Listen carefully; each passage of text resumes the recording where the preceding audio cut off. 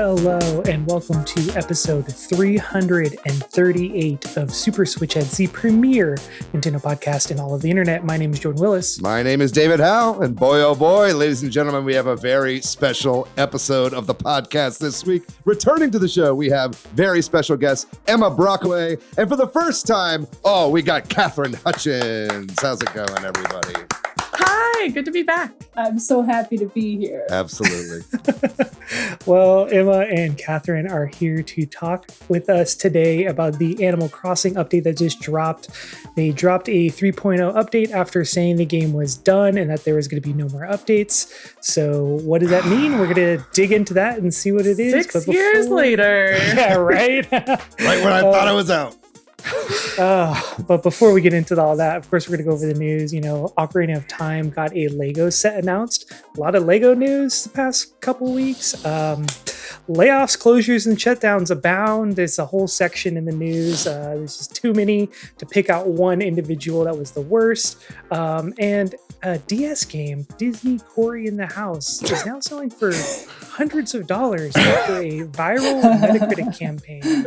But anyway, before we get into all that, how's everyone doing this week? How's y'all's weeks? Are the kids all right? I don't know. I don't think so. I'm doing okay. Yeah, it's been a fun week of mostly being alone in my house. We obviously went to MagFest the previous weekend. We did a whole episode on it last week. That was a ton of fun. And basically right after recording that episode last week, I got hit with the con crud pretty bad. So I feel like I'm only just starting to clear up my sinuses and everything like that. Really took a hit. So been mostly sitting around and playing records and reading books and playing video games and whatnot, which is not a bad life, I'll tell you. Seems like a good week. Yeah, it's not too bad. What is con crud? Is it what it sounds like? Yeah, it's just you're around 20,000 other people and you're all sharing air and germs, and then it's just everybody leaves with no distinct illness really recognizable, just something that everybody shares. Pretty annoying. I don't really know how Summer and Kyle do so many cons every year. I would literally die. I think you build up your immune system through doing it over and over. Yeah, I suppose so. I mean, everybody's cosplay has like a force field around it that protects from germs, I think. Maybe that's what it is. Yeah, that's probably it. Yeah. But what about y'all? Y'all have a good week? Yeah, it's all right, man. Just been recovering from my trip and just trying to take it easy and newly unemployed. So that's fun. We're just going to try to figure out a couple things to do. Yeah, cheers, David. I'm joining your camp, the unemployeds. Ooh, I did my time there. It's that's the film life, though. You know, it's you work on a project, you're done, and then you leave. That's the perks of a you should just be happy to be here kind of job. Yeah, right. But other than that, just kind of, Valerie's brother's birthday was this weekend, so we kind of got together with him and hung out and played a game that my brother got me. We played the Super Mario edition of Life, so that was pretty fun. Very good. I added this to my collection where I also have the Animal Crossing edition of Monopoly, which is very fun as well. But anyway, that might be the only version of Monopoly I would ever want to play. Wait, what's jail? I can't remember, but it does have a jail, and it's different. It's your money is based on the resources that you gather in the game, and so that is how you acquire things and so certain things will take different amounts of money, so it's different than the traditional money bankruptcy system. Anyway, it's very kid friendly, so that's I was just curious what they were kind of branding jail as. I can't remember. I'll look and I'll get back to you. It's just hell. It's like the Christian hell. Yeah a little Animal Crossing. What about you, Emma? This is the first time you've been on the show since you moved to New York, is that correct? I know. I live in New York now. I got a real job in the fall, and so I haven't been on the podcast in a while in transition. Took time to set up computers and everything else life related. But things are good. Past week has been pretty calm. Now that I have a corporate job, I feel like I'm just boring. So weekends I'm sleeping and playing video games and not doing anything crazy lately. I had the flu over the holidays, so still recovering from that, which was not fun, but pretty much done. Very good. You getting a lot of bacon, egg, and cheese rolls at your local bodegas? I haven't specifically gotten that. I'll have to look for. Very disappointing. Very disappointing. We do have a really good bodega, like right across the corner, though. Yeah, every time I go to New York, I like walk off a ton of the bacon, egg, and cheese rolls that I get at bodegas, which is pretty much all I eat, and then I like leave with like heart disease. Awesome. Catherine, how are you doing? It's good to have you on the show finally. I've been wanting to have you on for a while.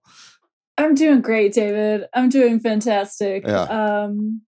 What did I even do the last week? I've been playing a lot of Tears of the Kingdom. Ooh.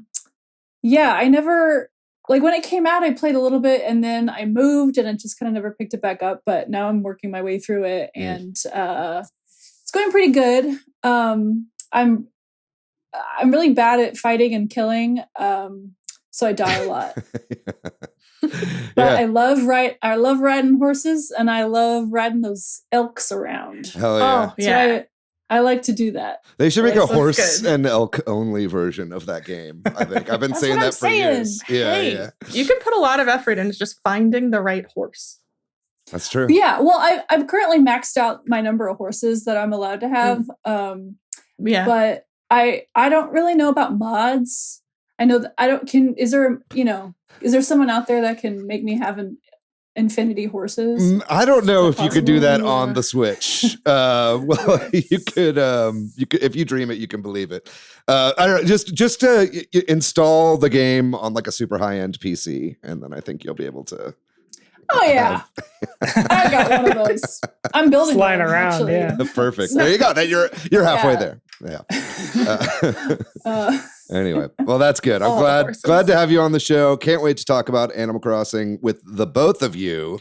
That said, we are going to get into the news, but before that, let's quickly go through some shout outs from last week. Boy, howdy. We had a great episode of the show last week. We did kind of a MagFest 2026 recap with Adana AF Narratives. That was such a fun show. Definitely check that one out if you haven't yet.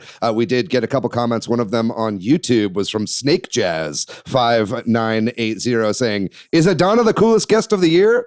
Early in the year, but so far I'd say yes. Will MagFest 2027 also see the entire Switch Heads community pilgrimage? Only time will tell. Thank you, Snake Jazz. I would recommend that more people go to that con because crud or no, I had an amazing time. Over on TikTok, we had a couple great little comments. One of them was about the talk that Adana did about indie games and what AAA games can learn from indies. And basically, Don't Tell said, at this point, the AAA industry exists just to copy whatever indie devs make that become popular. Very rarely do you see original concepts come from corporations anymore. I tend to agree. And Eliana, old friend of the show, said, I want them so bad. This is in reference to the Lego set that we were talking about, the Pokemon Lego. I want them so bad, but like maybe a $20 set for one single Lego. Yeah, you're probably right there, Eliana. As we will get to later in this episode, Lego prices are getting out of hand, and I bless every day that I am not a Lego guy.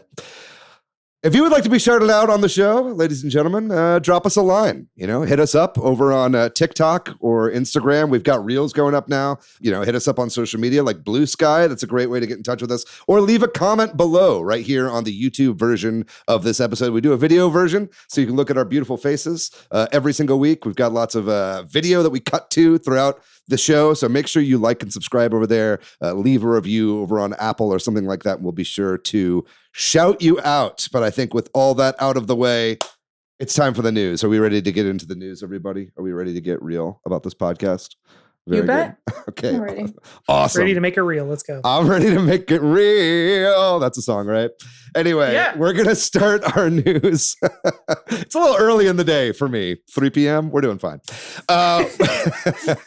We're going to start our news here with the 2025 year in review from Nintendo. I thought that this dropped already, like last year. But I was wrong about that. That was just like the Nintendo Store play data that everybody was sharing at the time. Now they've done their like Spotify wrapped year in review that every company is doing now, basically just to flaunt all the user data that they've been collecting off of all of their people throughout the years. But there was some pretty interesting stuff here, and it was nice to see people share their year in review. I've got mine up on the video version here. I think most people, when going through this, basically saw saw that they had, a huge spike around June whenever the Switch 2 came out. I know a lot of people were sharing similar graphs, but what about y'all? Any takeaways from the year in review that you found interesting? Overall, I feel like I haven't played as much Switch this year. I didn't get the Switch 2 until kind of late, so I definitely didn't have that same spike. And then always surprising to me is how much I play Stardew Valley. Yeah, totally. What about you, Jordan? Anything stand out from your year of 2025? No, it's about right. I think the one thing that was surprising, so like you could go back in years. I guess this is kind of reminds me of related to the data you're talking about in the Nintendo Store app for your phone. But I think the most surprising was I went back one year and my number one played game was Fortnite, which I never really played on the Switch. Wow. And I was very confused because there was a very brief period of time where I was like, I'm going to give Fortnite an honest try. And I played it. I was like, I'm going to play for one season. And then I said, okay, I'm not better. This game's not for me. I'm good. And I walked away. But I guess maybe I downloaded it onto my Switch and linked my account and did those hours count because I played them all on Xbox. Yeah. I think Summer actually talked about that. It was like a whole bunch of playtime showed up, even though they never really played on the Switch proper. So I think that's like a noted issue with Fortnite, weirdly. Well, one of my years in review is ruined. But yeah, nothing super surprising. Yeah. It is pretty cool, I think, to go back and kind of look at all the years in totality. That they've been able to do that. I mean, just for so long, people were always complaining about how there was no good way to track your playtime like you could on the 3DS back in the day. And now at least there's like a web portal where you can do that a little bit more efficiently. So I guess this is more of a PSA to check those year in reviews if you haven't yet, and turn off data collection if this kind of thing creeps you out. That's just a PSA for all of the internet that we live Getting in. harder and harder Today. to do. Absolutely. Yeah. Are you worried about data collection, Catherine? Yeah, I really am. My mom keeps trying to get me to do freaking ancestry.com or whatever. Oh no. And that's the most personal data that could ever be. Yeah. And I'm not handing it over. I'm not doing it. Oh, come on. Share your DNA sequencing. Everybody wants it. No, it's mine. It's the only thing I have left. But I will say, I think my Flow app's best, had the best year in review. Oh yeah. Yeah. That's a data collection they're getting all my data. Yeah. Look, That's it's fine. important. I'm not going to track it myself. What am I going to get out a pen and paper? Calendar? Draw a calendar? Kidding Because I me? don't have one. Just go outside and stare at the moon until it's, like the old cave women of yore. I mean, that kind of works. Yeah. Absolutely. Anyway, I don't know enough about the moon. Sorry. That's okay. Anyway, that's a little PSA as well, I suppose. Anyway, we're going to move on to our next bit of news here. And once again, this involves Lego. Maybe we'll have a week where we don't talk about Lego coming up, but this week is not that week. A new set has been announced for Ocarina of Time. This was a kind of a recreation of the final battle from Ocarina of Time, the game for the N64. This is a pretty good looking set. I'll say it looks pretty nice. Yeah. Lego put out this kind of like spiffy, trailer for it as well, which is very entertaining to watch. And of note, I mean, we've been talking about a potential Ocarina of Time remake coming out recently. I think it was Patrick Simmons, who is a friend of the show, recent guest, talked about how the remix of the song from the end of the game is a brand new arrangement in this trailer, and that it actually loops. And so he was like, this is more proof that they are working on a remake. That's for the pretty game. cool. Yeah. So I don't know if that's actually true, that's what it's for, but it was cool that they made a new remix of this song. It would be a little weird if they made it just for this trailer, but I think the price for this is going to be $130, so it's not as bad as the $650 Pokemon set that we looked at last week. Definitely not getting that one. Probably not getting this one either. Comes out March 1st. Anybody have any thoughts on this one? I'm going to open this one up to the floor. It's pretty. But especially after having moved to a tiny apartment, Yeah. I don't have space for things. Yeah. Like I could make Legos, have a pretty diorama. Where do I put it? Yeah, I agree. I have the same that problem just- with probably a bigger place than you're currently occupying. Yeah. I mean, 130 is also just too pricey. Mm-hmm. Yeah, it seems small for that amount of money. I mean, I'm not like a Lego girly because of how expensive it is. Like, it's pieces of plastic, whatever. Mm-hmm. Also, it's like a big scary monster. Is that like the best decor? I don't know. Maybe it is. It depends. It depends. Yeah, some people have dungeons. Okay. You know. Well, I mean, also we're looking at someone who has a really good like actual display behind you. Like you actually have a good shelf, David, of stuff. Oh yeah, but you'll see it's completely full. Like I have like so much shit up there. Like I get new stuff to display, and then I'm like, oh, I got to remove stuff now, and then I don't want to take the time to do that. You'll see. Cycle it out. This is a preview of my Animal Crossing 3.0 update thing, by the way. Like I'm not big on moving stuff around on walls. Ooh, yeah. That's all the game is. Yeah, it sure is. Yeah. It sure freaking is. What about you, Jordan? Are you planning on picking this up at all? Have you ever been into Lego? I was into Lego when I was a kid, man. I Yeah. actually had a lot of Lego sets growing up. And my favorite was probably the Alien series. But anyway, yeah, I don't know. The licensing of Lego has just not as appealed to me because sometimes I'm like, it doesn't look how I want it to look. That being said, this set is exactly what I would want out of a licensed Lego set where you get like the minifigs that are the characters. Because Right. like, I think the problem I had with the Mario one was I'm like, this is not a minifig of Mario. It's a this weird, like Teletubby guy. I hated that one. Yeah, and it's Yeah. ugly as sin, dude. Yeah. It is so awful looking aesthetically that it's kind of offensive to me. So I was like, I'm not paying money for this. That being said, that one having the electronic in it does make more sense for the price point. But yeah, I won't be getting this. It's kind of weird though that it took them so long to release another like Lego set in Legend of Zelda, and the timing feels suspicious.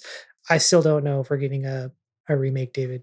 Well, we are going to be getting at least some sort of news for the anniversary this year. This feels like them kind of getting ahead of that. Like I'm sure we'll be hearing a lot more about tie-ins and whatnot going forward with The Legend of Zelda, but we'll just have to wait and see on that. We'll move on for now. I'm sure one of these Lego sets is going to get me to buy one day. But moving on to maybe the most inconsequential piece of news that we've ever reported on. The Nintendo DS game Cory in the House is selling for hundreds of dollars right now following a meme Metacritic campaign to try to get it to be the highest rated game on Metacritic from, I guess, user reviews right now. I don't know exactly why. This is where the Zoomers are starting to lose me. Or maybe this is a millennial thing. I can't really tell. Cory in the House was certainly more, I guess, our generation than it was for Gen Z. It was after That's So Raven, right? Yeah, it's Yes. just like spin-off. Spin-off, yeah. Right. So anyway, I don't. Why is Cory trying to? I mean, maybe it's good that Cory's trying to get in the house right now. Okay, I think the entire DC area could probably clean house, and maybe Cory would fit in a little bit better. But it seems like fans want Claire Obscure to be knocked off the top rating right now for highest rated game of all time on Metacritic. And so I guess that also leads to increased sales, and this game is doing really well. Jordan, can you shed any light on this? Am I missing something here? Nah, people just petty, man. Like, I don't know. People don't want people to have nice things. And I feel like, I don't know. I haven't heard this being like a retaliation against the game in any way other than it's just to be funny. Also, Right. I just want to say, David, it's not Cory in the House. It's called Disney Cory in the House, not Disney's Cory in the House. Disney Cory in the House, which is so funny to me. Yeah, it's like not apostrophe S. It's just Disney Cory in the House. No like a colon. Nope. No. Okay. Nope. Just Disney Cory, get over here right now. I mean, this seems like such a internet gamer thing to do of like, yes, it's funny, but also kind of mean, but at the same time, it's not hurting anyone. Right. It's like it's a very bad game. Like it's not known as being a good game. I don't know. I just feel like I'd love if like Disney did the same thing that like Sony did whenever there was a viral campaign around like Morbius and like re-releases the game and then it completely flops for a second time. That would be really great, but I don't know. But I mean, this also was just a bad licensed game. Like the gameplay itself, it seems like wasn't even good. Yeah, I don't know. I feel like I don't want to. I think my brain is melting out of my ears the more I talk about this news right here. So maybe we move on. But I do think that licensed games, it'd be nice to see more licensed games, shitty or not. I think, but not licensed Legos. Not licensed. No. I want like a Testament of Ann Lee like video game that somebody makes in the span of like 6 months and puts out like really quickly. I think that might be kind of fun. Give us Heated Rivalry the game. There we go. Yeah, that's all set up for. All you got to do is a player swap on NES Hockey and just a little cutscene of two pixelated dudes. There you go. Sucking and fucking, I guess. Well, we're going to move on to some news that's a lot more consequential. And this is that there have been increasingly more and more layoffs in the video game development space. Kind of too many to talk about here, but we'll try to go through them as quickly as we can. Amazon has finally stopped sales of New World. That's their MMO. That is being shut down in 2027, and I think they laid off a majority of the team over there.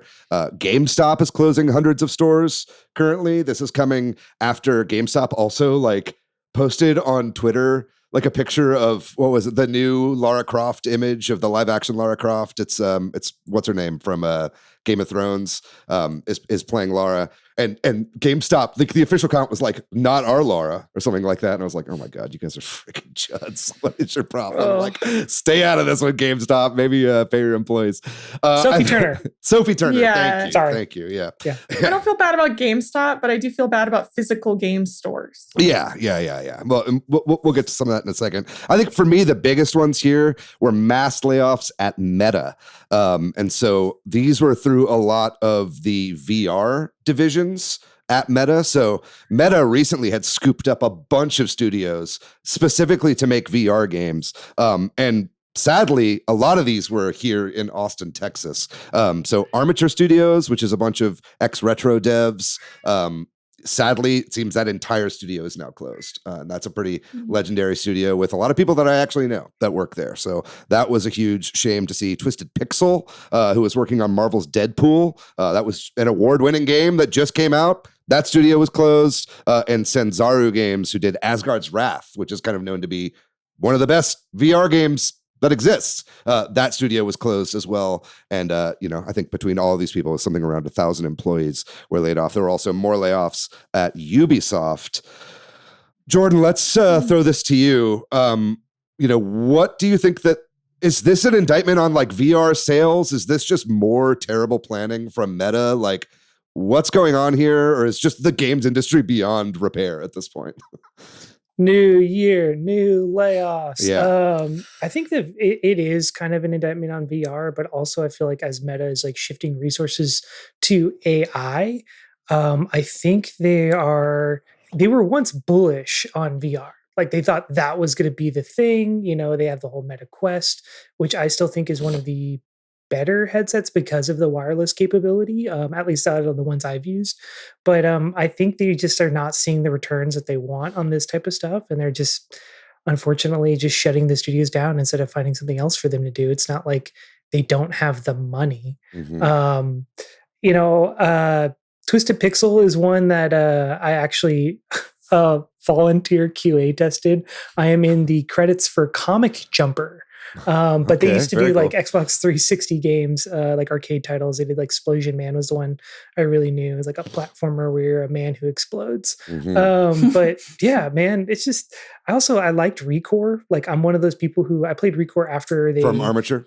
Yeah, from Armature after they like revamped it. And that game is fantastic. That is actually a really solid game. So it's just like sad to see all these studios go. And it's like, well, if Meta is pulling out of VR, which they seemingly are, that to me means it's just going to become even more niche unless Valve can somehow save the day. Yeah.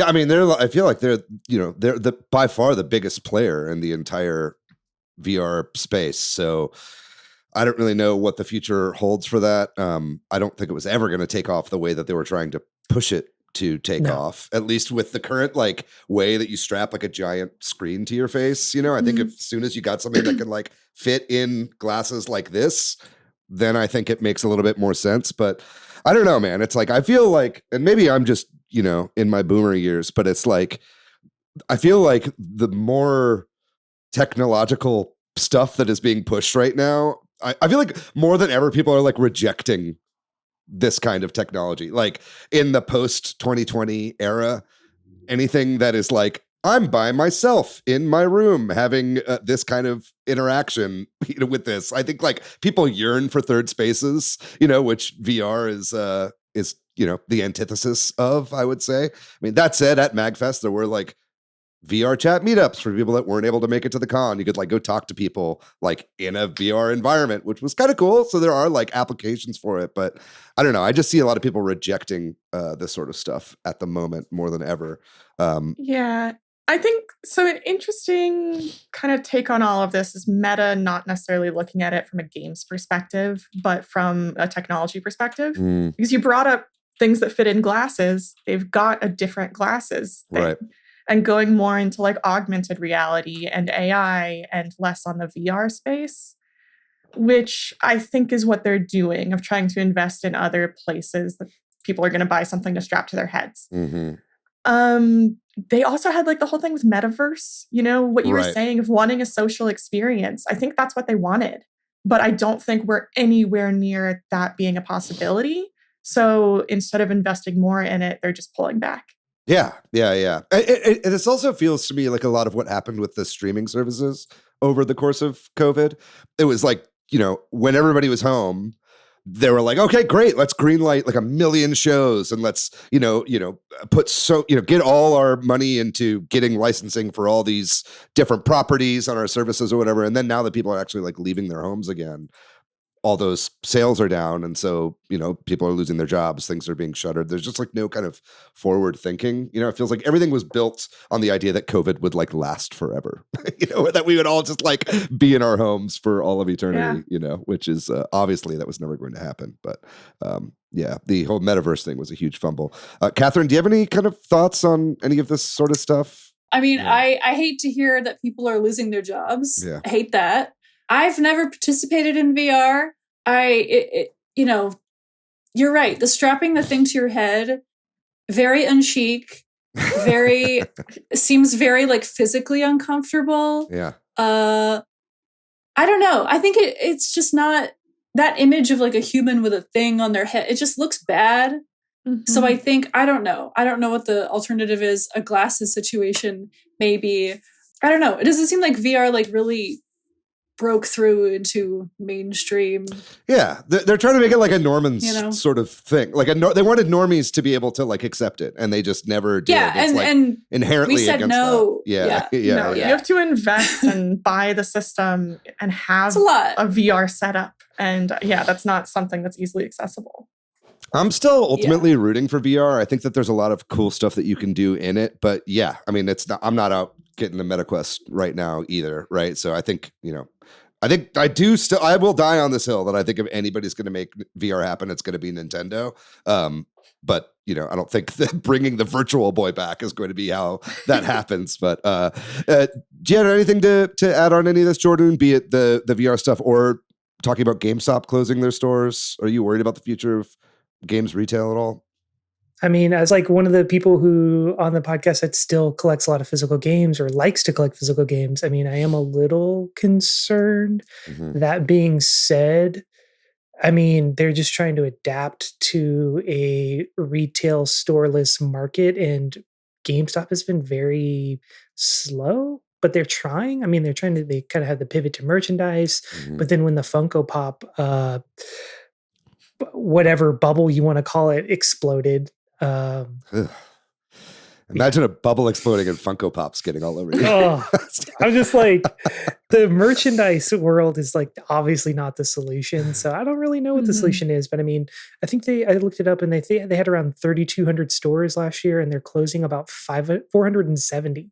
So, I mean, that's a pretty big reduction. I think the biggest problem is like it's just going to push more people into buying a game online and isolating even more instead of having to like go out and have a little bit of a community in the GameStop. That being said, Yeah. I think also the way they're going about it is like really shitty because it seems like they just started putting up signs and they just like one day told all of the employees, probably near the first, that like, hey, by the way, this store is closing down. Mhm. Like it doesn't seem like there's any warning. Seems it was pretty sudden, which all just kind of speaks to the type of leadership they have over at the old GameStop. That's such a shame too, because when I saw this news, I was thinking, oh, when are they closing? Maybe they'll have blowout sales. Right, Could I go pick up some physical old games? And then you look, it's like, oh, they just closed. Yeah. Yeah. That's how I found out I no longer had a job at a convenience store that I worked at. It was just like, you haven't paid rent in 6 months. And then I just had to find a new Whoops. job. Yeah, That's a story for another time. I do want to say, as to the GameStop closing, like this idea of a physical game store itself going away is unique because GameStop is kind of one of the last ones doing it. But as a physical game buyer, that just pushes you to Best Buy, Target. Like there are other places to still buy physical games. Or mom and pop that aren't shops, right? Game stores. Yeah. I think it's just shop local. That's the takeaway from this, I think. And make your own games and fuck Facebook. Those are the takeaways. All right. Good takeaways. We're going to move on. You're not getting my data, Facebook. We're moving on to some financial news here. And I'm not a financial expert, and I certainly don't know a ton about stock trading or anything like that. But I do want to say that it has come out that the Nintendo stock prices are down about 33% over the past 6 months. So back in, I think it was August of 2025, Nintendo hit its peak that it was ever at. The shares were going for about $25 a share. That was far and away the highest it has ever been in history. This was right after the Switch 2 launched. I think there was a lot of buzz. And yeah, there was a lot of value there. Now it's kind of been going up and down, but now it's holding about $15, $16, something like that. So that's got a lot of investors spooked at the moment. And I think kind of understandably so. I don't think that is a horrible well, you should be a little worried, I suppose, when you see a bunch of stuff drop like this. But you're seeing this happen, as we've talked about before, with a lot of the current economical crisis that's going on worldwide when it comes to RAM prices and whatever. You're seeing a lot of people that make exclusively hardware and software having similar drops in their stocks as well. I know Sony is not quite as affected as Nintendo is because Sony is inherently a bit more diversified with Sony Pictures and a lot of their other departments. It's not games as their main focus. I mean, Nintendo obviously has been trying to do that a lot more over the last like 5-10 years with their parks and Nintendo Pictures and whatnot as well. You know, so they're kind of trying to prepare themselves for this inevitable global recession caused by this tech crisis that's going on right now. But it is definitely a point right now where it's like, is it going to go back up? Is it going to keep dropping more? Nintendo is like an interesting stock. I've always been interested in buying some Nintendo stock myself just because I think it'd be fun because they are such a random company. You never know what you're going to get with them. Like they could be doing really, really well and then they could pull out something really dumb or something really innovative and then it jumps up. Anybody have any thoughts on this? Jordan, have you been following this at all? Not really, but I mean, I feel like what you're saying is an interesting stock to watch because I feel like a lot of companies, it kind of makes sense when the price goes up and down. For Nintendo, it's kind of like, Famitsu came out with something saying basically Switch 1 and 2 dominated like the sales charts in Japan. Mm-hmm. The console boost that they had with the Switch 2 is huge, still sold so many units as the Switch 2 and then the price goes down. You're like, I don't know. I think it's a shell game. I think it's all made up. But anyway, I don't know why investors should be spooked is kind of irrelevant. Like, because I mean, they have so many other things coming. I mean, the Super Mario Galaxy movie is going to be another $1 billion movie easily. They had that new Pokemon park that's selling out. Like they have so many fires in the oven that are going to be successful that it's just like, okay, the stock price dropped for this one little bit because of an overall downturn in the entire economy around video games. So like, what does that mean for the long-term health? To me, nothing. Yeah. So yeah. I want to put out, I'm looking at it now over the past like 5 years. And this year was just weirdly high. Given, that things were kind of low. They did really well 2020 and everything else. Like, yes, the stock has dropped, but it's still at kind of the max before this peak. Yep. Yeah, it was definitely overinflated this year, right?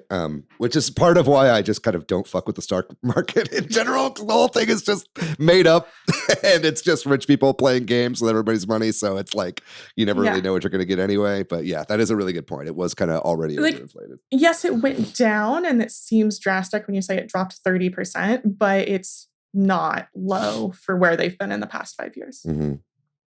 A couple little things I'll throw in here before we move on. You were talking about the increased sales in Japan. It was 40% up on overall console sales in Japan from the previous year with the Switch 2 coming out. So it's been a huge success over there. I think it sold 2.5 million or something. I forget exactly how much it was, but it's been quite a bit over there. And it's already surpassed the lifetime sales of the GameCube in Japan. So that's kind of crazy. Been out 6 months. So if it's going to succeed anywhere, it's going to be there. But I think it's doing okay worldwide. And then Furukawa has said in a recent interview that he's monitoring the RAM price situation. But I do think that, they have been trying to push out a shit ton of units, probably to get ahead of this, AI, tech RAM crash that is inevitably going to happen. And whatnot, right? And also the tariff situation and everything like that. So I think they're doing their best to keep the price of the Switch 2 where it's at for the time being. I think another thing that this made me think about is that Nintendo typically does really well over holidays, like the Christmas holiday. And because of the timing of release of the Switch 2, a lot of people might have made that purchase earlier. So it's possible people were just looking at Christmas sales and not seeing as high as they thought they would because people already bought the Switch 2 a few months earlier. Yeah. I think that's totally right. I think if it had released in like March instead of June, I think that sales would have been higher over the holiday. But we'll see. I'd love to see a big blowout Nintendo Direct coming up soon so they can boost their stock prices up again. But maybe we'll see that in February. Couple last little bits of news here before we move on to our main topic. One is that there has been a new rumor about a new Switch 2 model coming out already, which seems very, very early, given that the thing just released this past summer. But it has the product code of OSM. The Switch 2's product code was BEE. So this has been spotted. Actually, Jordan, do you know where this has been spotted, where this is coming from right now? On Nintendo. So this was from a tweet from dutesky.re. Okay. On Nintendo's account portal, there's an unused model code under the name OSM. Okay. So it's an unused model code. Okay. So this was like on their like back end website, right? Like where they, okay, got it. Yeah. So we've gotten some leaks before on previous models. I think that's how the OLED model was originally leaked and the Switch Lite, just by monitoring the back end of Nintendo's own websites. This is interesting. I have some theories on this, and then I'll toss it to you guys. But I think that, like, for me, I don't think that this means that we'll be getting a new model or like a Switch 2 Lite or whatever anytime, like, very soon. I don't think that we'll be getting it soon because we're seeing this now. But I do think that they're already working on it, and they're probably trying to make these now so they can get ahead of this RAM price increase, right? Like if they can get it now before the price of manufacture skyrockets, it maybe makes sense for them to like sit on a bunch of models of these before they actually even make it out to retailers. But Jordan, do you think that this is going to be like an OLED model? Do you think that this is maybe a soft, we had that like V2 Switch before the OLED came out, Switch Lite. Like, what do you think this could possibly be? I feel like it's like maybe a V2 is because I'm kind of like thinking about the order where there was that like V2 of the Switch 1 that was not really talked about or announced or even made a thing of. It's either that or maybe like a smaller one. But I think the thing that's like tripping me up, and this is like in the report as well, is basically the Switch had product codes that were all similar, like HAE, HAD, HDH, HEG, whereas, the Switch 2 is BEE, so OSM is like nowhere near that. And I don't know Yeah. if that's like a temporary thing, a placeholder, or something for them to test something on their back end that has nothing to do with a model number that actually exists. Yeah. You know what I mean? Like it feels loose at best, Mhm. It might just be like a placeholder test model number that they can like mess around and try different things on their back end. I don't know. I don't really think it means too much, but I think it would be smart. If anything, it's maybe like a quiet V2. Yeah. I mean, I'm not getting another Switch 2 model anytime No. soon. I've got this one now, and that's doing I mean, okay for me. I bought mine late, so like Yeah. no, I'm not Yeah, gonna yeah, just yeah. immediately buy another one. I would hope, since these are so different, like if it actually is something in development, I want Nintendo to swing from left field of like make a VR thing or like something completely different than the Switch line, which Yeah. if this is real, maybe that's why it's so different. Yeah. Catherine, I think you're still rocking a Switch 1. Am I correct on that? Like, have you upgraded to the Switch 2 yet? I have not. Yeah. I honestly don't plan on it. I mean, my Switch 1 works perfectly fine. Mm-hmm. I don't know. I'm not like, as much of as a hardcore gamer. I love my baby games. I love Zelda, but I don't know. I've kind of never really realized, or I don't know. I don't see the benefit of the newest console. Mm-hmm. I mean, I don't know. I'm just not. Totally. I don't need it. Yeah, I don't need it. Me personally, I don't need it. I think a lot of people are feeling the same way right now, and I think it's and Nintendo's like choice of software that they've been putting out for exclusives have been catering to more of the hardcore gamers than to the general audience, I think, so far. And that's fine. Like, if go wild. But for casuals, I don't really think it makes a lot of sense. Yep. I don't know. I usually run my technologies into the ground. I had a MacBook for like 11 years and the battery like puffed up and I was still using it. Right. The forbidden pillow, or what do they call it? Yeah. You're not, you want to bite it, but you really shouldn't. It rose like bread. Uh-huh. You know what I mean? So, I'm probably not going to get the Switch 2. If they invent some new thing, some completely, I don't know, VR, whatever, a new console that's not the Switch, maybe. But for now. Yeah. No. I think it might. I think that a light version or like a smaller, more svelte version of the Switch 2 that's at a little bit of a lower price point could be very attractive to, I think, a lot of those erstwhile customers that have yet to upgrade. But yeah, we'll just have to see. Last bit of news here before we move on. This involves Animal Crossing somewhat. This is kind of a little funny story here to move us into our main topic, and that's that the infamous adult-only island that had been very popular among streamers was finally removed by Nintendo. It was around for 5+ years. This was made by a Japanese creator. It was very much themed as like an 18+ only island. There was like an area where you could look at all these like pinups of like characters.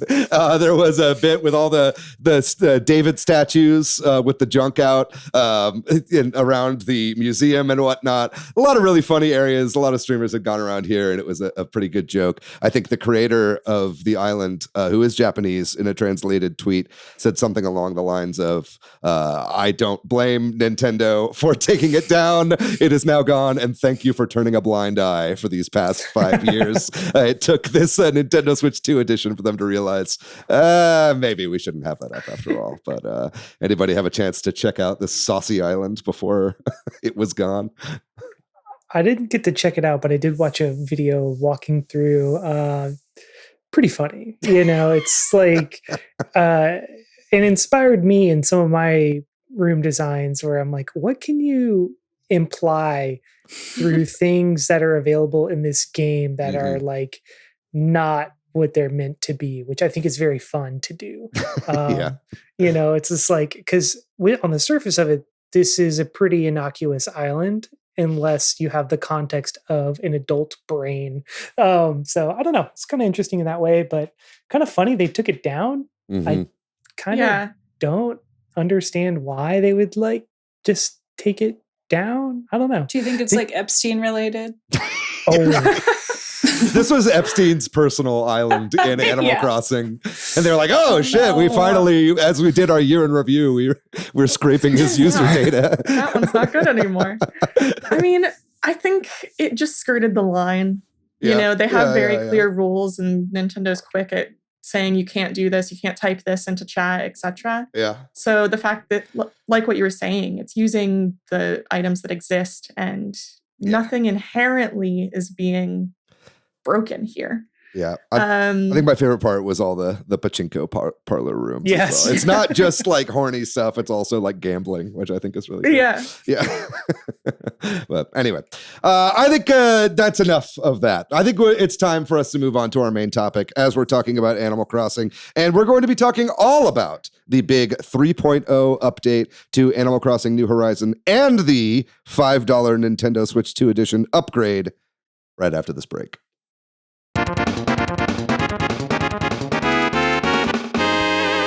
And we are back here with Emma and Catherine to talk all about Animal Crossing 3.0 update.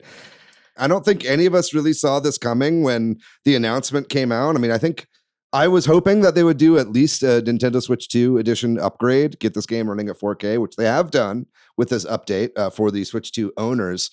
But I think, they said, Jordan, as you said before, the game is not getting any more content updates. And then there was quite a bit that was added, at least, little things here and there, plus a brand new area and kind of mini game that you can play amidst a bevy of other updates. I think the big question to be asking with this episode is this enough to pull players back in? Is this a good reason to start playing Animal Crossing again? Are we all going to be on Discord, trading turnips, items, visiting each other's islands? We're going to be answering all those questions today. But let's start by going around, I suppose. Emma, I'd like to kind of hear maybe a little bit of like your history with the game and what you think of the 3.0 update so far.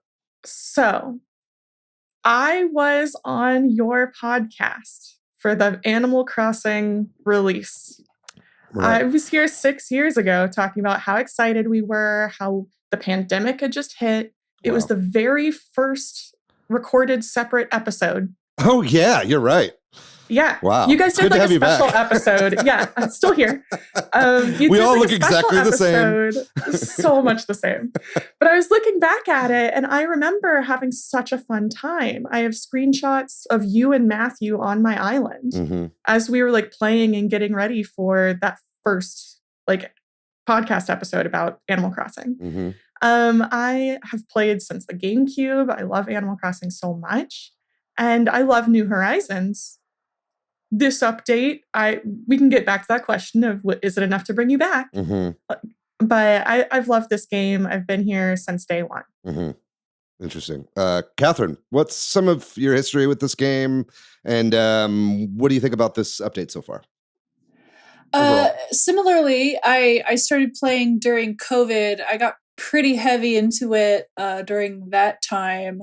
Had friends visit my island, and I got really sucked into the Animal Crossing subreddit at the time. Mhm. And that really instilled a lot of insecurities about how trashy, ugly, busted my island was. Yes. And I just felt like I could never I just didn't have the vision to create the island that I wanted. And then like the world opened up and I kind of put it down. Mm-hmm.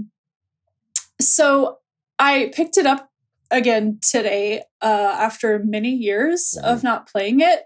And I made the impulsive decision to completely delete my old island and start a new one, which wasn't a good idea, but I could not emotionally handle going back to my COVID island because that was a very dark time for me in a psychiatric sense. Right. And I didn't want to see my house. Right. I didn't want to see the person I was, my guy. I didn't want to see that. I couldn't do it. So I created a new island. And so I can't really even tell you what the new updates are because I don't have anything. Funny. I have a tent and I have no friends and I have the flimsy version of everything. And oh no. I'm really sorry. But having said that, I kind of want to keep going. Yeah. I will say, like, I'm kind of with you on that. Like, I kind of wish I had started over because I opened this up and I talked to the first guy who's walking around, which is like an elephant or some shit. And he was like, oh my God, David, it's been 5 years, 6 months, and 20 days since I saw you last. And I'm like, man, you guys have just been walking around on this island, living your own lives. And I come back in and I have the gall to be like, all right, you're out of here. I'm bringing in a new guest. You know what I mean? It's they're living their own, and I come in like a freaking king. You know what I mean? And if this was the old version, they'd all be gone. Yeah, maybe that would have been better. Yeah. It is a little, I don't know. It's a little sus that they've all stayed around. They really want to please me. They're all so clingy. But but no, you're right, Catherine, in that I go back to this island and I'm like overwhelmed by first of all, I forget how to play this game. B, I like don't feel connected to this space anymore. It's like at the time I feel like I was on a bit of a roll, and now when I go back, I'm just like reminded of where I was at that time. And so for me, it's like I'm enjoying some of the stuff that this new update adds. We'll get into a lot of the specifics, but it's a little creepy for me going back in a way that is not necessarily the kind of experience I thought I was going to be getting. No, I got heavy nostalgia too. Yeah. Mine was only a couple of years absence, but it has been a couple of years since I've played. Right. So I played through the kind of mid releases that they said were going to be the last ones of, the new design stuff on the resort island. But a heavy sense of nostalgia. It was really weird walking around, and I kind of have a different but very similar perspective where I'm like, my island is perfect. I like it the way it is. I don't want to touch anything. I spent a lot of time on this. Yeah. I don't know. Mine is embarrassing. I recently, not recently, but like maybe I think the first time I'd opened this game in a while was like at the beginning of 2025. And I like met up with somebody on her island. And her island was like fucking incredible. And like we went there first and I was like, man, you really put a lot of work into this. And then we like went to my island and it was just like a slipshod piece of trash. And I was like, we should have started here and then moved my way over to your island because I was like embarrassed. I was like, what are we doing? You know what I mean? And then I was like, I usually play games to get away from these feelings. But anyway, Jordan, I want to get your take on this. What is like, obviously we've talked about this game a lot on the podcast, but what's it like going back? What do you think of the update so far? What are your overall thoughts? Definitely very strange going back. Similar vibe of just being like, oh yeah, I was watching a lot of On Cinema at the cinema and playing the turnip market for like days, weeks. I had 100 million bells in my bank account.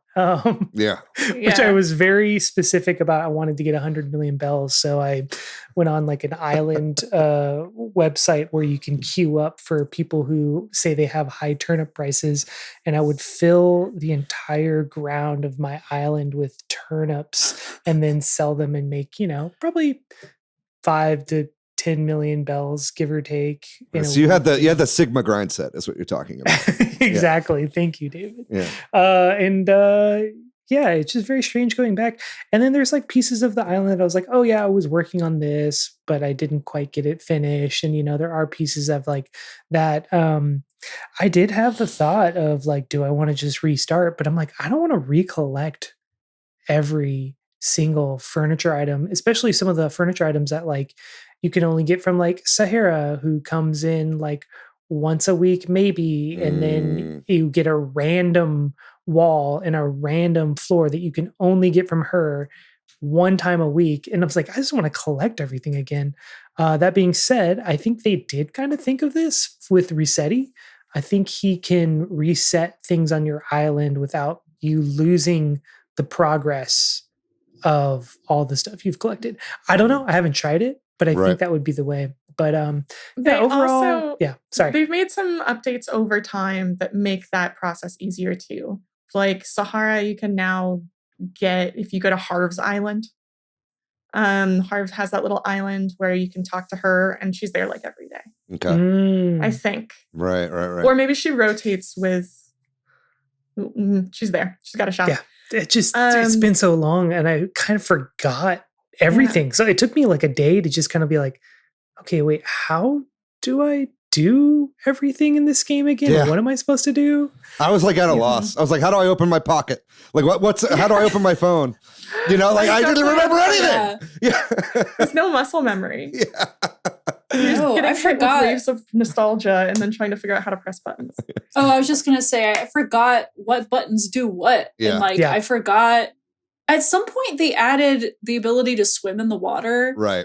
But I know that's not super new, but it was more, it I was think it was some like a time 2.0 in update. between. Yeah. Something like that, yeah. So I did enjoy that. I don't know what to tell you. I'm living in the wilderness right now. I don't have anything. It's like Man versus Wild.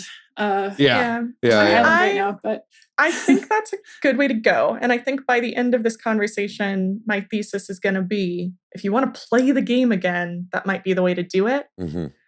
Although I can't give up the things I already have. Right. Well, it was also like such a social game when it came out. So it's like, I think the part of the reason that the game was so enticing to so many people was that we were all doing the same shit at the same time. It's like when you're watching like a viral TV show and everybody, it's like, oh, it was like a water cooler game. You know what I mean? And I think that we could all kind of talk about where we were. So it's like, yeah, like starting over now is fun, but I feel like, pardon the pun, you'd be on an island here. You know what I mean? It would be like very much, you're not really sharing that experience in the same way that it was. And then even then it would be like, if you do want to play with other people, they're going to be like way ahead of you to the point where it's like, is this even worth, I don't know. It's interesting. I'm not trying to be a doomer about this update right now because there is a lot of cool stuff in here, especially for the people that have been playing consistently for a while. But let's talk about, I think, a lot of the specific stuff that's in this 3.0 update, because there is a lot. So, and this is all free. This update, I think what Nintendo could have done here in order to try to get more people to buy the game, and then realize, or buy the Switch 2, and then kind of realize that it was not strategically the best move, was they could have paywalled all of this behind the Switch 2 update. We've been seeing that with, say, the new Kirby DLC for that game that came out. That basically had DLC included with the Switch 2 upgrade in order to get people to buy it for the new system, right? I think it's better that Nintendo did it like this. They basically were like, everybody gets the 3.0 update, because I think they correctly realized that people were not going to buy Switch 2s just for this update. But some of the stuff that's in here, I think the main thing here is the Cappen's Family Hotel. This is very similar to the DLC for this game that already existed, the Happy Home Designer DLC. And this basically is a new hotel that has now popped up on the dock, and which gives, a use for that dock now, because for a while it was kind of just sitting there. And now there's a hotel there, which is pretty nice. And you are able to decorate rooms in the hotel for different visitors. I think one of the coolest things about this is that now visitors will come in, stay at the hotel, and then be walking around on your island proper, which is nice. So I think it's nice to have a little bit more of a lively island, other than just, the 8 weird fucks that live on this, desolate island out in the middle of nowhere. What are your thoughts, Emma, on this hotel mini game, I guess you could say? Yeah, I really like that the guests can walk around. I think that was one of the bigger downsides of like the one that comes to visit your tent space, is that they're just stuck inside and you never see them. Whereas this is kind of cool. Just be like, oh, who's that? Why are they just walking around? The mini game itself, the decoration, very similar to the release before with the DLC, which is interesting because I like that, but you have to like the decorating aspect. If you want to decorate rooms, this is great for that. I think it's more limited in that there are only the 8 rooms, whereas Happy Home Designer, there's a bunch of spaces. Like, it was really a full DLC of content if you want to decorate things. So this is interesting. I like new points to be able to spend on new things, but they all seem very particularly themed. seems kind of minimal for what it is. And I think honestly, the biggest thing is getting the people to walk around your island. Yeah, I did this one earlier today as well. And I made a room with one chair made out of ice and one corner sofa. And then I was like, I don't really feel like doing any more of this. And I left the room. And then the guests came in. They were like, this is incredible. This is the like this is the comfiest hotel room I've ever stayed. The person was even like, I want to go explore the island, but I'm just having so much fun just chilling in this comfortable room. And I was like, literally, there's one chair in here made of ice. Okay, what are you talking about? Wait, okay, Chilling. David, did you do the DLC? No. Okay. Yeah. So. Okay. I just don't. Yeah. I'm not a big interior decorator. I think the extent of my interior decoration is what's on in the background of my Zoom call video right now. Yeah. No, Yeah. that's fine. Yeah. I think that was my big takeaway. Was like, this is a great update if you never bought the DLC, which I could Yes. see a lot of people Yeah. like skipping the DLC unless you already have a Nintendo Switch Online subscription. And maybe they saw those numbers on the back end and were like, hey, look, I think we can squeeze a little bit more out of this idea without having to like really commit that many resources to it. I will say, so I did design all 8 rooms, and you do get the option to redecorate. And then there is an additional thing that I don't want to ruin for anyone who hasn't gotten the 8 rooms. So there is a little bit more, but it is like way less in depth than the DLC, because in the DLC you can also like decorate the outside of the house and stuff like that. So And then shared facilities.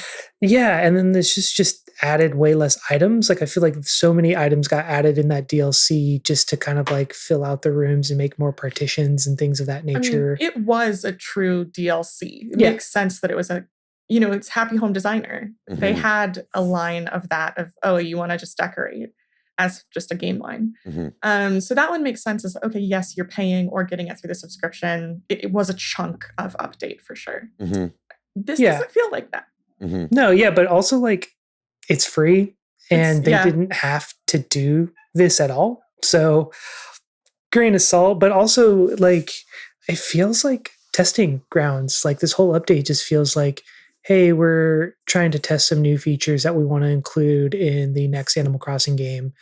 And we've seen Nintendo do stuff like this before. I mean, I think the same thing happened with Mario Kart 8, where they were adding like different customization rules and things like that we eventually saw in Mario Kart World. Yeah. So I think this is kind of like their way of, we already have a built-in player base of over 20 million units sold. Like, let's test it out. And if it's free, people will play it for free and we get to collect all that yummy data. But anyway, yes, It strange. does feel like all this stuff was just like, we're making a Switch 2 edition. What can we add right now? You know what I mean? And this was, you can't just add items. You can't just add the dream stuff, which we'll get to in a second. You have to add something that's kind of has some gameplay to it. You know what I mean? And so I think that this was what that was. I just kind of, I think it's not enough of a game for me to play if you don't just like doing the home designer stuff, which is why I wasn't really that's into definitely that. something I have hit upon. And again, just coming back to your overall question Mhm. of there's not necessarily gameplay here to get me back in that loop unless I wanted to kind of start over, I feel like. Mhm. Because I like decorating, but in short bursts. And I Yeah. don't know if it's enough to make me fully commit again. Mhm. Yeah. But that being said, I like that things are added. Yeah. Yeah. You know what? I'm happy for Cap and their family. Anyway, we'll move on to some new things that were added with this 3.0 update. And a lot of items were added to this, which I think is pretty cool. There were a lot of crossovers. So there was like Lego stuff added, more Lego. So like Lego beds and furniture items and whatnot. You also had crossover stuff. So there were like Mario, Zelda items. You could scan in Amiibo basically, and you could have your character look like Link from Breath of the Wild or Tears of the Kingdom. There was also a big Splatoon crossover. That is something I did because the one Amiibo set that I actually collect our Splatoon amiibo. So I was able to kind of scan in that in order to get some new people at a tent. And then they came in and I was like, cool, well, I did that now. So there's that added. Also, a bunch of Pocket Camp stuff is now permanently added. Maybe you can speak on that a little bit more, Jordan.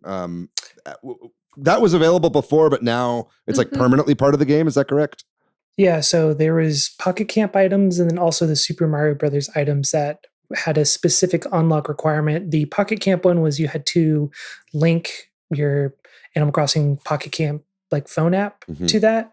And then the Super Mario Bros. Stuff was if you linked your My Nintendo account. So those, instead of having to do those, they just unlocked it for everyone. But then they added new items that are locked behind things that you have to do, like the Legend of Zelda and Splatoon items. So, hopefully you have a Zelda amiibo lying around.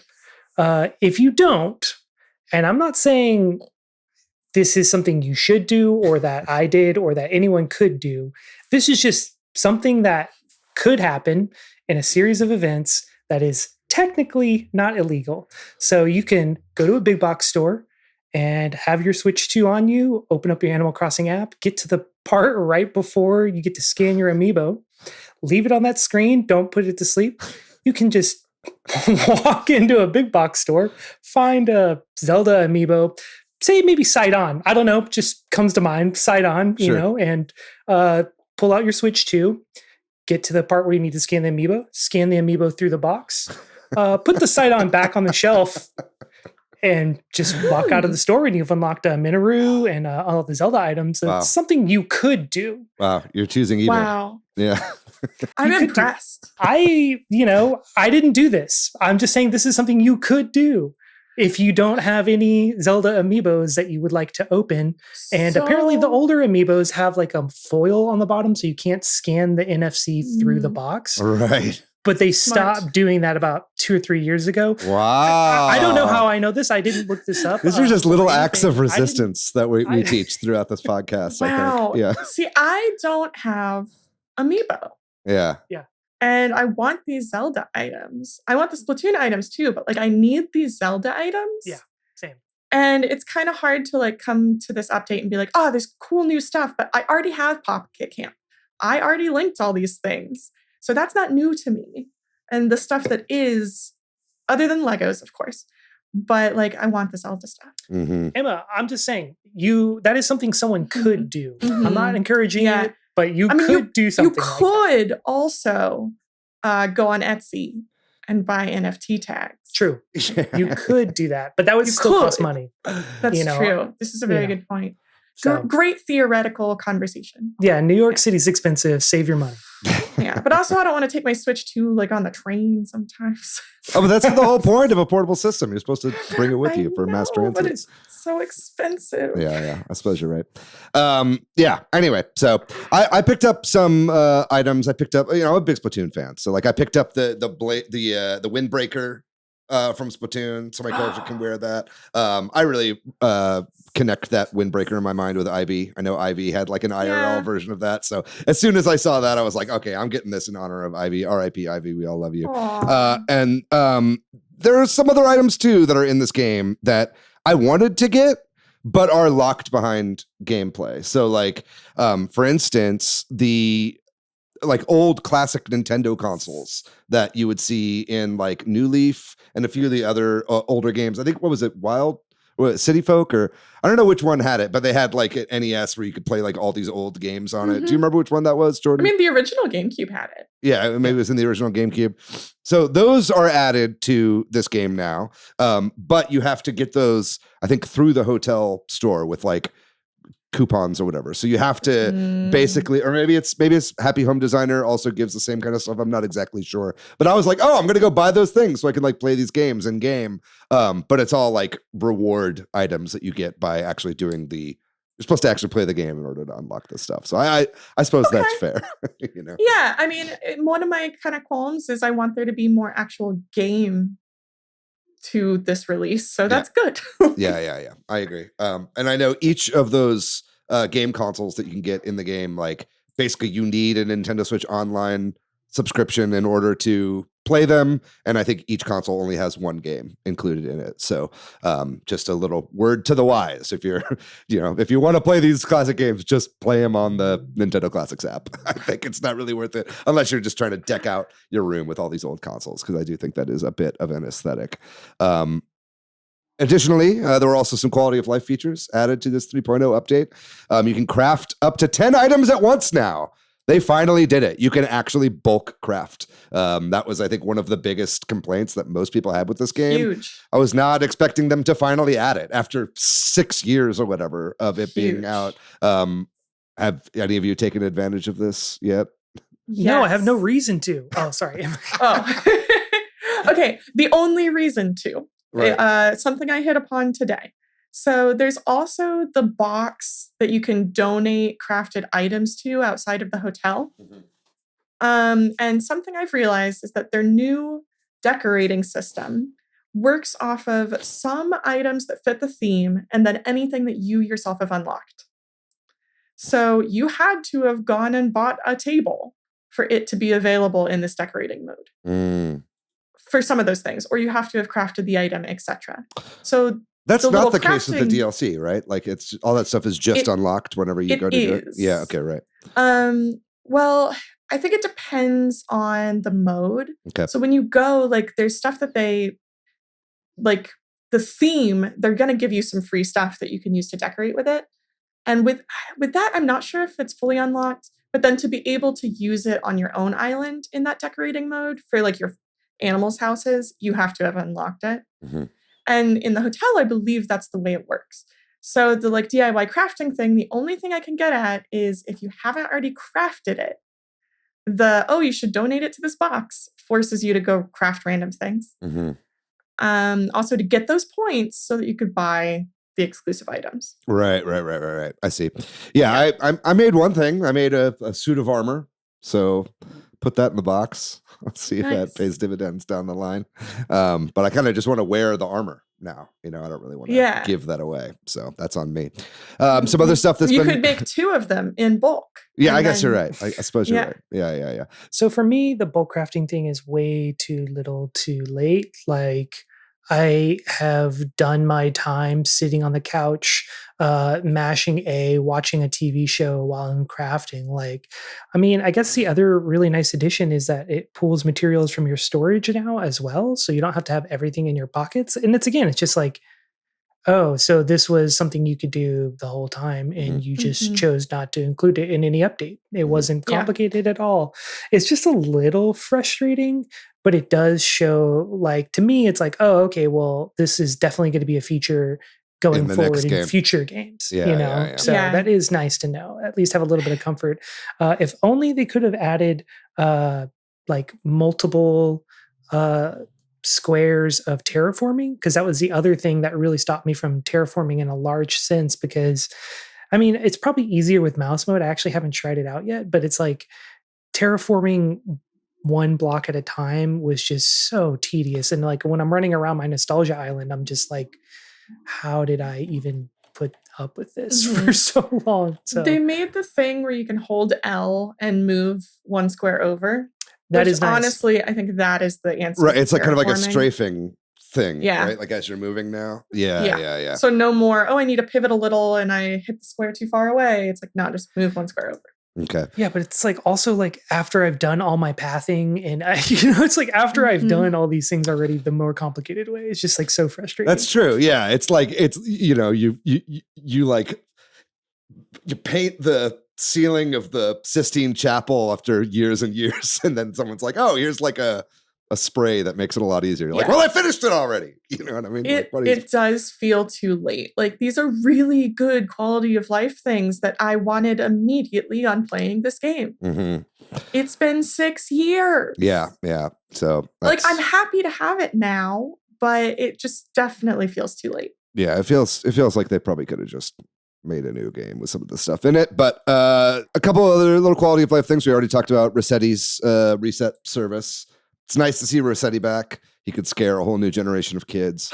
There's more storage now. There's 9,000 units of storage. That's huge. Yeah, so there's a lot. Again, great quality of life.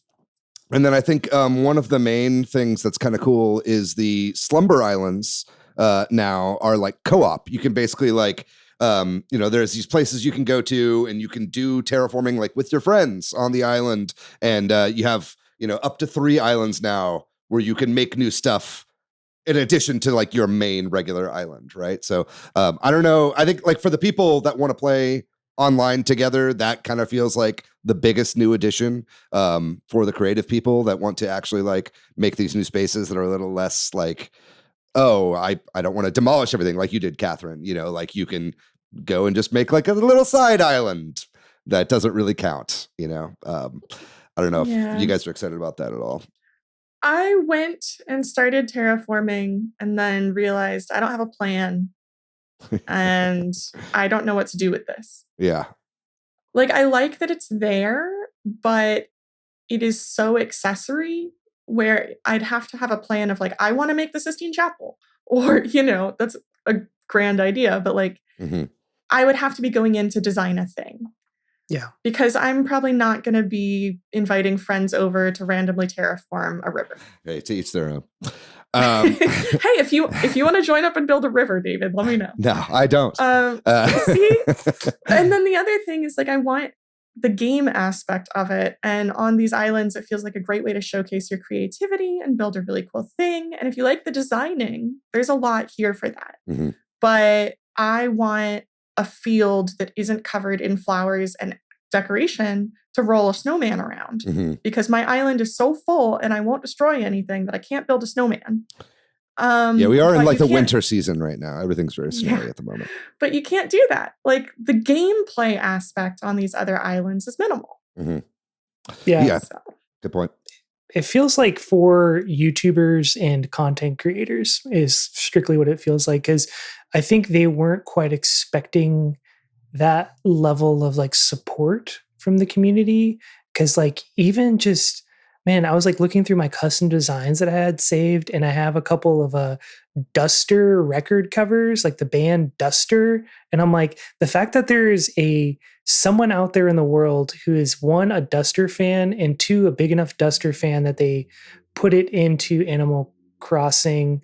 Thanks, TikTok. But anyway, it's just very funny to me. So I feel like that's what this kind of update is for, is like for people who just want to create something that they can just kind of let their free flow ideas just out on the page of Animal Crossing. But I don't know. It's definitely not for me. That's a really good point about this being for content creators. I think we should get into some of the Switch 2 edition upgrades, because I think those also are for content creators and people that want to have people like join their island while they're streaming or something like that, right? Because with the $5 upgrade, obviously you get enhanced resolution, as we talked about before. You get mouse controls, as we briefly talked about, even though they don't work very well. You can't use the mouse on menus, which is really annoying. You can only use it in actually like placing stuff. So you have to pick up the controller and then use the sticks like normal in order to move the menus around, which I did not enjoy. Frustrating. Yeah, that was annoying. There's the megaphone that was added for calling your residents. That was something from New Leaf that utilized the microphone feature. You can be like, if you've got a guy named Gary on your island, you can be like, Gary, and I'll be like, I'm on my way, I'm sorry. And then so that's added. Not very useful, but fun. Those are the kind of updates I do like to see. And then there's multiplayer for up to 12 people now. So you could sit through the loading screen 12 times while people come and join your island. But I think that's the kind of stuff that I think like the people that are online playing this, streaming it all the time, like this is good for them, for like these big get-togethers. But it's like, who's going to even, because you can't do the 12-person multiplayer rooms between Switch 1 and Switch 2. That is only for Switch 2 players. So it's like you have to have 12 friends that all have Switch 2s and this update and have paid for the $5 DLC in order to do that. So it really feels like it's kind of more for like a specific audience of people, I suppose. And that's also who is still playing. Right. If you think about when did I ever need a 9th person on my island, it was in the height of COVID. Because there have been times where I've hit that 8-person max. It was that first year. Right. Weird timing. I agree. Let's talk philosophically about this a little bit. we touched on this at the beginning on, is this enough to suck us back in? Is this going to reinvigorate our excitement around this game? Is it even possible to get anywhere even near the kind of like fever pitch of where we were at during lockdown playing this game? Like, what do we think is like Nintendo's goal with this? We talked a little bit, Catherine, at the beginning here about like potentially starting over. Like, can you see this kind of like catching on with more people? I don't even know if most people like know that this is out, to be honest, you know, and as we know, this game has always been like Nintendo's like casual franchise.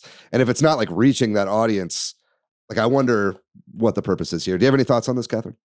Honestly, like, I didn't even know there was an update until you asked me about it. Mm-hmm. And I, would be that casual target audience that it should be reaching, Mm-hmm. right? But maybe I'm just not as plugged into Nintendo news. I don't know. But as far as like, does this make me want to start back up the way that, you know, I really wanted to play it during the pandemic? No.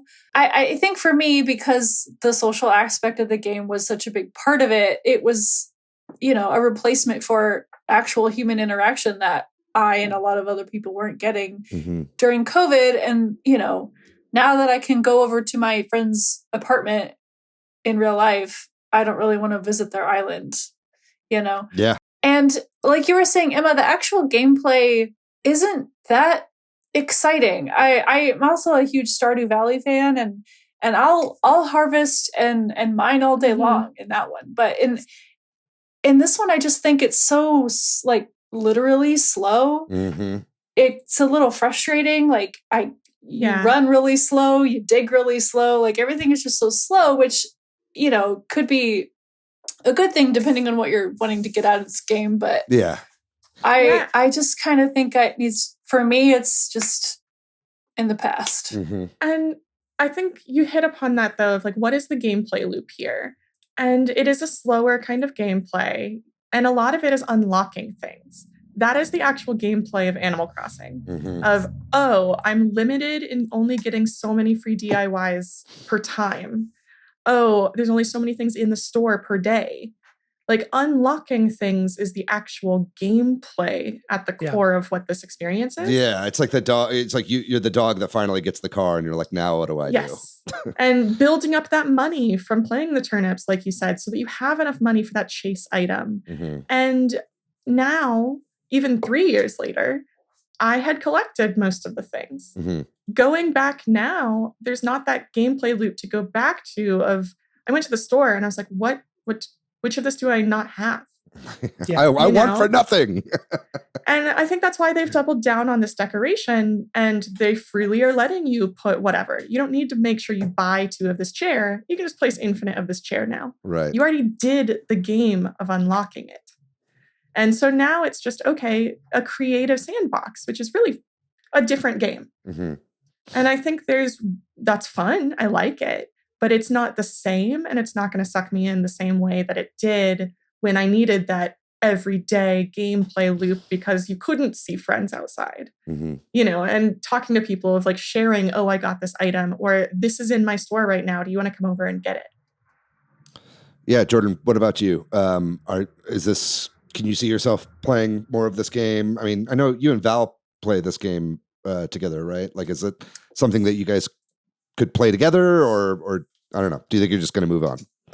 I don't know. I feel like I'm probably going to play for maybe about another week and then move on. Because if anything, doing the hotel rooms, I was like, oh yeah, I could kind of like get into this gameplay. I never finished the DLC. I did about 10 houses on the DLC and then realized that there's like 30 or 40 spots on the island. And I was like, this is a lot. Mm-hmm. You complete the story of the DLC much before that.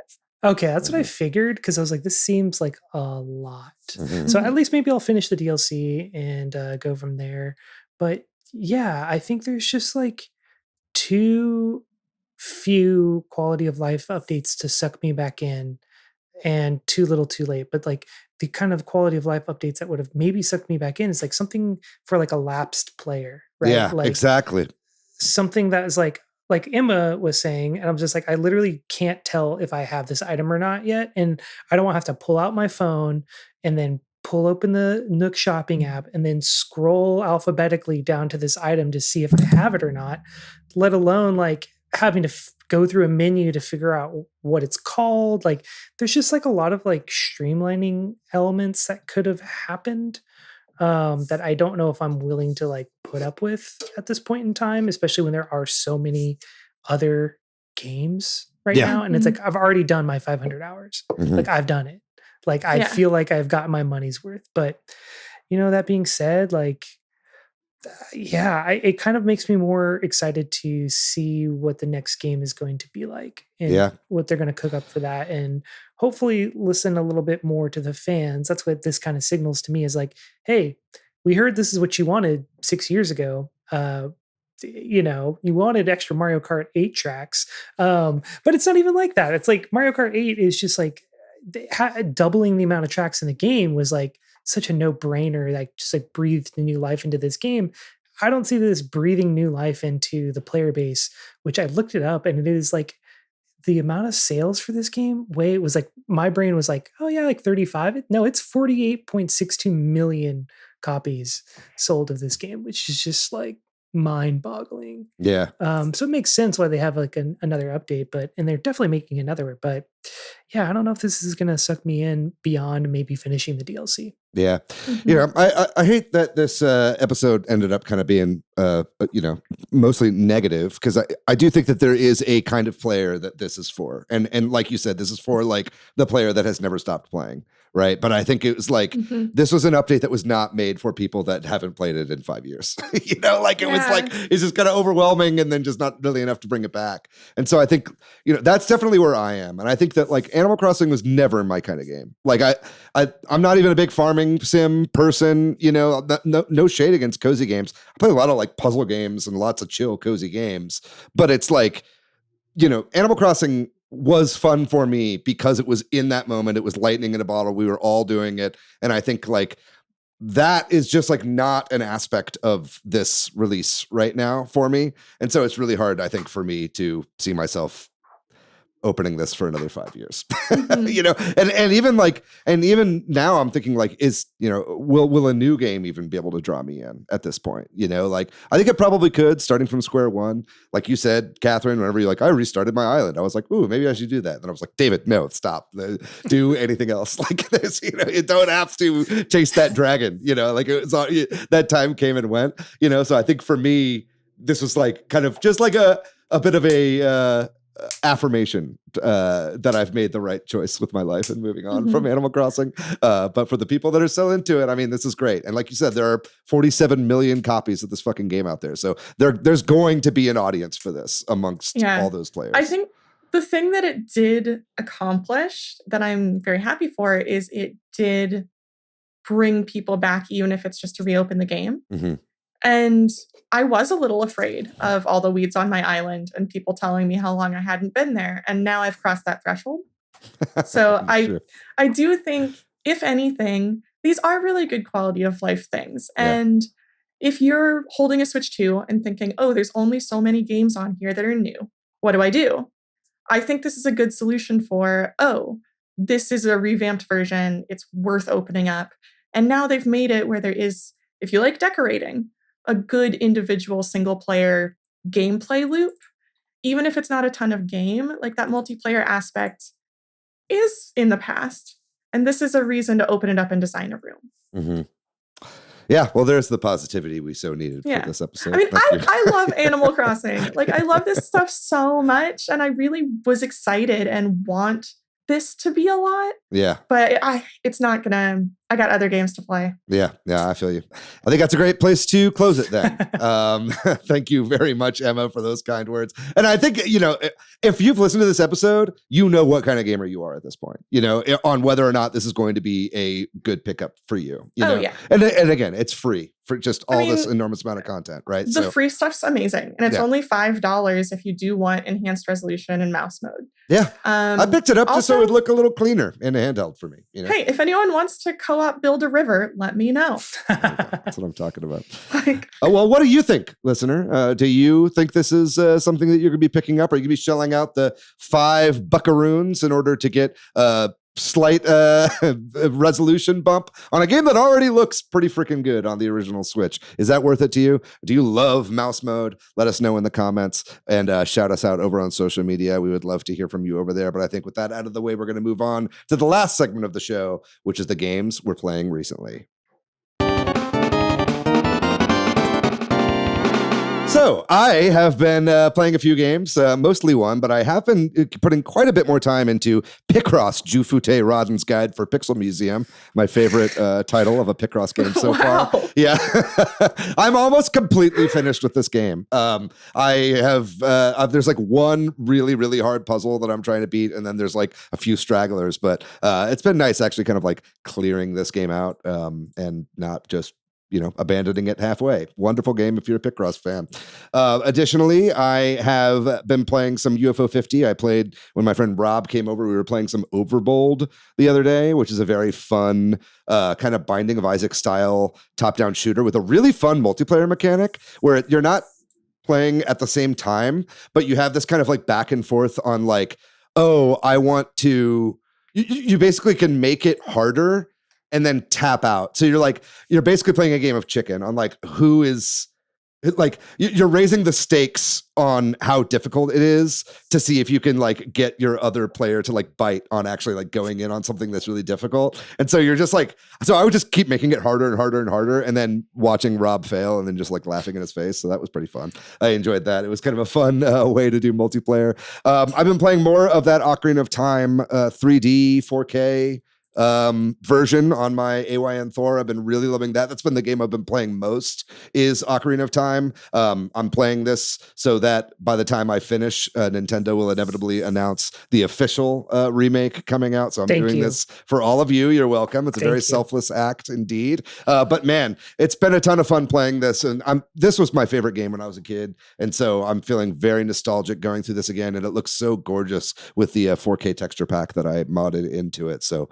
definitely recommend. Awesome. Yeah, and there's a lot of cool quality of life stuff. I'm on the water temple now, and so the ability to just toggle the iron boots on and off with the touch screen instead of going into the start menu every time. Oh, it's a game changer. Oh my goodness. I mean, such a good game. Such a good game. It's so amazing. I think that a remake would be so good if they put this out. And then lastly, I just want to give a shout out to Yoshi Woolly World. I was looking for more games to play on my Thor, and I was playing the 3DS version of Yoshi Woolly World.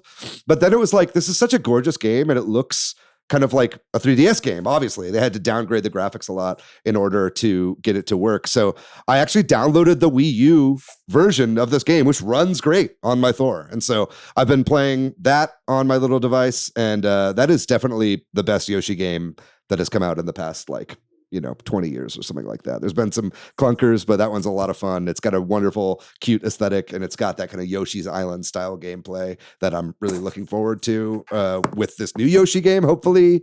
I don't know. We'll see. I feel like the more recent Yoshi games have been a little bit more aimed towards kids, but this one has been a lot of fun to play when I'm not playing Zelda. What about you, Jordan? What have you been playing recently? Animal Crossing, obviously, for this.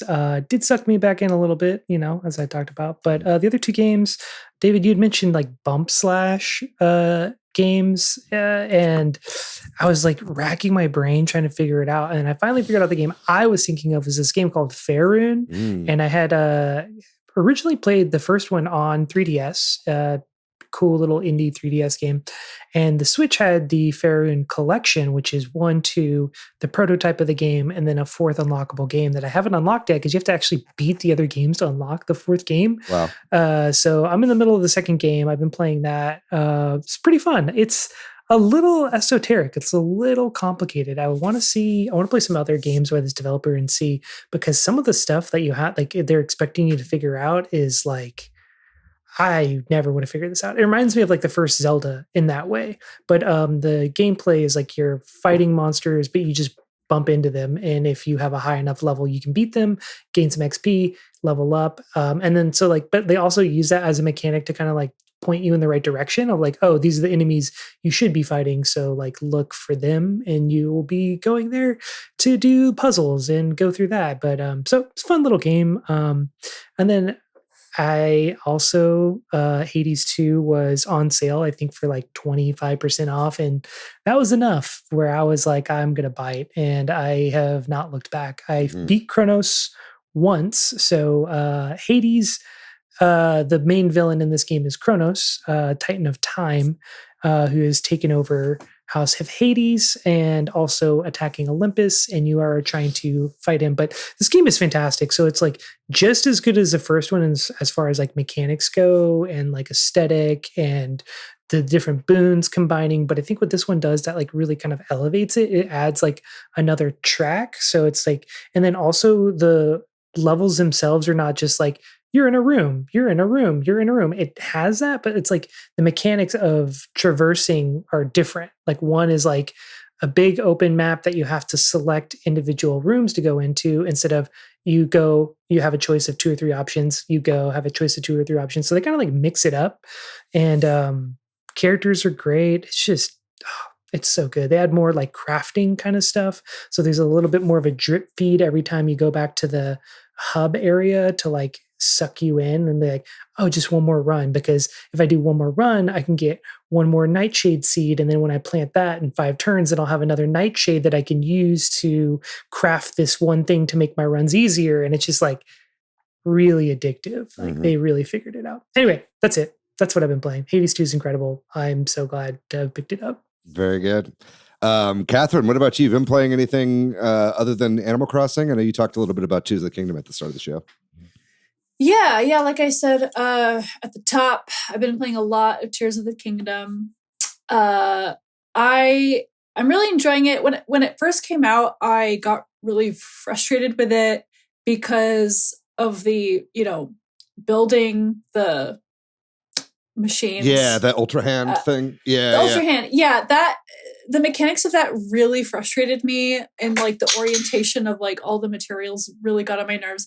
And I will say that like I've put a bunch of hours into it now, and I don't know. I really loved Breath of the Wild. Mhm.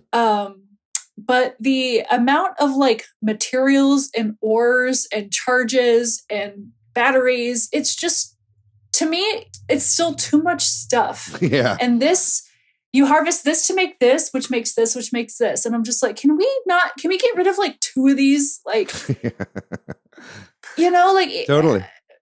I still like don't love that, but I love the caves. There's a lot more caves. Yeah. Huge cave fan. And I love the depths. I think it's really cozy down there. It's true. I don't know what it is. I love it down there. Yeah. And like the islands are fine. And I don't know. I love Breath of the Wild. I love Zelda. I actually, Breath of the Wild was the first Zelda game I ever played. And everybody I know talks about Ocarina of Time, and I've never played it. And I would love to play the original version. I'm not really sure how I would go about doing that. Well, the Nintendo Switch Online like N64 app, if you have the subscription, I don't know if you pay for that or not, but it's like there's the N64 app that you can play the original version on there. But that's kind of like warts and all, it's a game from 1998 or whatever. So it kind of feels it. But honestly, I'm playing it through right now, and there's not like a ton of quality of life improvements on the 3DS version. Like it's still very playable to this day. It's a very different vibe than the new kind of like exploration style Zelda games. I'd recommend it. I think you'd enjoy it. It's a lot of fun. Yeah. It's a little more simple, right?